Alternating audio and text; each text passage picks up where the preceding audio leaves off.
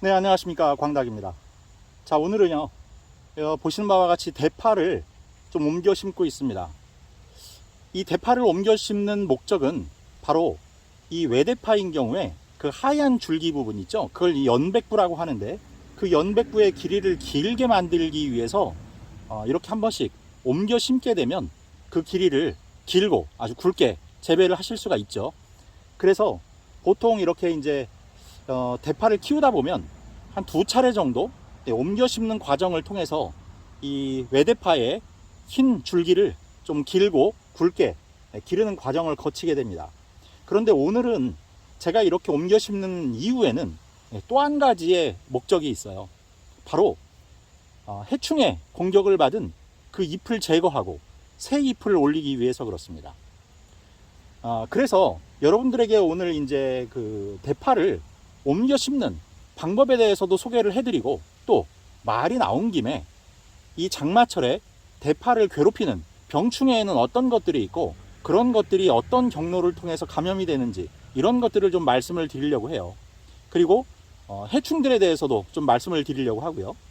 그래서 그런 것들을 알아야 여러분들이 적절한 방법과 적절한 약재로 이 해충 방제나 병해 방제를 할 수 있을 것 같아서 그런 감염의 경로라든지 해충의 공격의 루트 같은 거를 오늘 설명을 좀 드리도록 하겠습니다.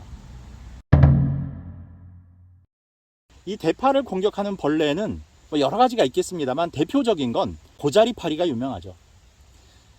보통 봄이나 9월경에 이 고자리파리가 기승을 부려서 대파에 모종을 심거나 쪽파 같은 이런 모종을 심게 되면 그 어린 육류기의 과정에서 고자리파리의 공격을 받아서 다 죽어버리고 맙니다. 그래서 이제 우리가 토양 살충제라든지 하는 것들을 써서 그런 고자리파리를 이제 방제하곤 하는데, 그 약을 하더라도 이걸 다 막기가 좀 어려운 경우들이 많아요. 그런데 상대적으로 이 7, 8월경에는요 고자리파리의 피해가 좀 덜한 편입니다. 왜 그러냐면 이 시기에는 그 고자리파리들이 유충이 좀 잠을 자는 시기예요. 그래서 지금 현재는 고자리파리의 피해가 생각보다는 없습니다. 그러니까 여러분들 지금 이 시기에 이렇게 대파를 옮겨 심으시거나 아니면 쪽파 있죠? 그런 것들을 지금 이 시기에 심어서 8월까지 길러서 드시기에 좋은 시기입니다. 그러면 고자리의 피해를 좀 덜 받으면서 재배를 하실 수가 있어요. 그리고 이 대파를 공격하는 대표적인 해충은 2가지가 더 있는데, 바로 파밤나방이라는 것과 파굴파리라는 겁니다. 아까 그 고자리파리 같은 경우에는요 이 땅에다가 알을 낳습니다. 그러면 이 땅에서 알이 깨서 그 애벌레가 땅 속으로 들어가서 뿌리를 공격해요. 그래서 이 대파의 어린 모종들을 나중에 확인해 보면 그 뿌리들이 이제 훼손돼서 거기에 구더기가 발생하는 그런 현상을 볼 수가 있죠. 그런데 이 잎굴파리라는 건 잎을 공격하는 파리예요. 잎에다가 애벌레가 피해를 주고 잎파리 안에서 돌아다니게 되면요 하얀 줄무늬가 막 불규칙하게 형성이 됩니다.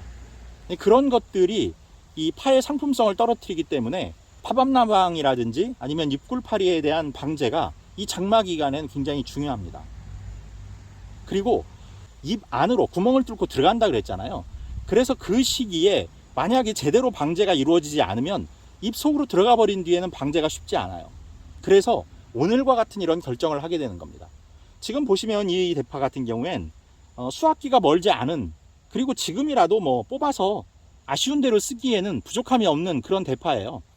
그런데 지금 이 시기에 이제 제가 6월달 이때 좀 영상도 찍고 좀 하느라고 바쁘게 보내느라고 이 대파에 대해서 방제를 좀 소홀히 했더니 잎굴파리하고 파밤나방의 피해가 좀 컸어요. 그래서 그 잎들을 싹 제거하고 그것들이 밑에를 더 피해를 주기 전에 싹 이파리를 제거하고 다시 심어서 깨끗한 잎을 올리려고 하는 겁니다. 그렇게 되면 가을에 다시 아주 상태가 좋은 그런 대파를 또 수확하실 수가 있어요. 그래서 지금 여러분들도 혹시 여러분들의 파가 잎굴파리라든지 파박나방에 피해를 입어갖고 구멍이 뚫려 있다 그러면 확인해 보십시오. 아래 부분은 지금 재생 가능하겠는지. 그래서 이 흰 부분이 살아있다, 괜찮다라고 하면 지금 저처럼 재빨리 수확을 일단 하셔서 싹 이파리를 잘라버리시고 밭을 다시 만들어서 토양살충제라든지 아니면 인면에 그 살충 약을 뿌려서 방제를 해가면서 다시 기르시면 됩니다. 그러면 새 잎이 나와서 깨끗한 대파로 성장을 할 수가 있습니다. 해충과 마찬가지로 이 파에 피해를 주는 대표적인 질병이 몇 가지가 있어요. 검은무늬병, 입마름병, 그 다음에 녹균병, 녹병, 이렇게 네 가지를 한번 설명을 드려볼게요. 검은무늬병과 입마름병은 지금처럼 고온 다습한 장마기 7월, 8월, 9월 이때 많이 발생을 합니다. 그런데 이번 여름 같은 경우에 5월, 6월이 굉장히 덥고 또 비도 잦았어요. 그러다 보니까 6월 달부터 이런 검은무늬병과 입마름병이 조기에 발생하는 그런 현상들이 대파의 재배 농가에서 많이 발생을 했습니다. 그런데 녹균병과 녹병은 좀 발생의 원인이 달라요. 뭐냐면 아까는 고온 다습한 환경에서 비가 많이 내리는 기간이 길어지게 되면 이제 발생을 한다 그랬는데, 녹균병과 녹병은 주로 봄과 가을, 상대적으로 좀 저온이면서 비가 많이 내리는 기간에 감염이 일어나는 것이 바로 녹균병과 녹병입니다. 그리고 엎친 데 덮친 격으로요, 녹균병과 녹병이 생긴 자리에 아까 말씀드린 검은무늬병이라든지 입마름병의 포자들이 앉으면서 거기에 또 검은무늬병과 입마름병이 발생하기도 합니다.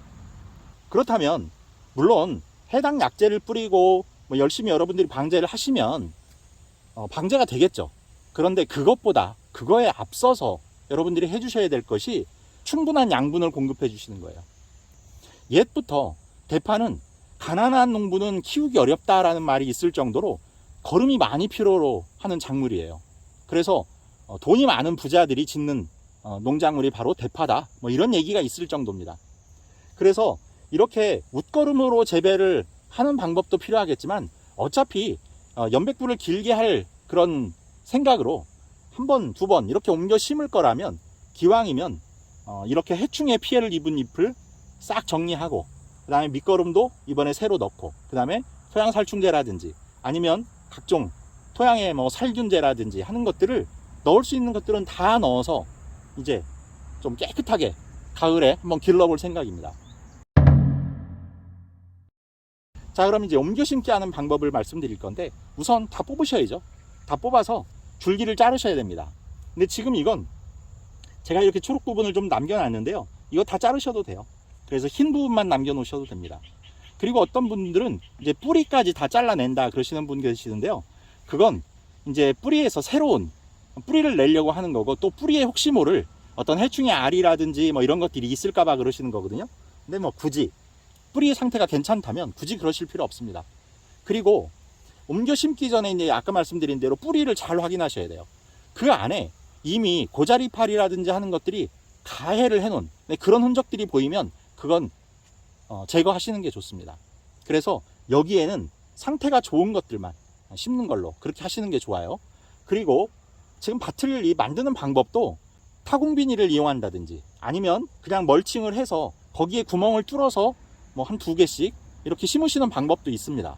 그런데 그건 이제 추비에 좀 어려움이 있어요. 그래서 저는 늘 그렇게 해왔는데, 올해는 여러분들한테 이렇게 줄로 심어서 하는 방법을 또 보여드릴 겸 지금 이렇게 옮겨 심기를 해 놔봤습니다. 처음에는 이제 평탄하게 만든 다음에 거기에 골을 팝니다. 그 골을 파는 자리가 지금 화면에서 보시는 이 대파가 심어 있는 자리가 그 골을 판 자리예요. 그러면 이미 높게 올라와 있는 부분과 낮게 들어가 있는 부분이 있는데, 낮게 들어가 있는 부분에 이제 이 뿌리를 안 치는 거죠. 그리고 높게 흙을 쌓아놓은 부분에 흙을 무너뜨려서 이제 덮는 건데요, 그렇게 덮고 나면 지금 보시는 것처럼 이렇게 높고 낮은 위치가 서로 바뀌게 됩니다. 높은 부분에 있던 흙을 대파 쪽으로 옮기고, 그러면 높았던 자리가 이렇게 낮아지게 되고, 낮았던 자리가 다시 이렇게 높아지게 되는 거죠. 이렇게. 그래서 저렇게 일렬로 쭉 해놓으시면 저것들이 이제 눕혀서 처음에 심으시면 이게 해를 바라보면서 일어납니다. 그러니까 어느 쪽을 향해서 눕혀야 되겠습니까? 북쪽을 향해서 눕혀놓고 해가 남쪽에서 들어오면 이렇게 대파가 일어날 수 있게 해주셔야 되는데, 그렇다 그래서 너무 눕혀 심으시면 안 돼요. 그리고 심으실 때 처음에는 이제 눕혀 놨더라도 그거를 흙을 옮기는 과정에서 대파를 일으켜 세우면서 이렇게 밭을 만들어 주시면 됩니다. 그러면 이렇게 약간 비슷한 형태로 비스듬한 형태로 이렇게 자리를 잡게 되고 이게 조만간에 다 똑바로 일어서서 자라게 됩니다.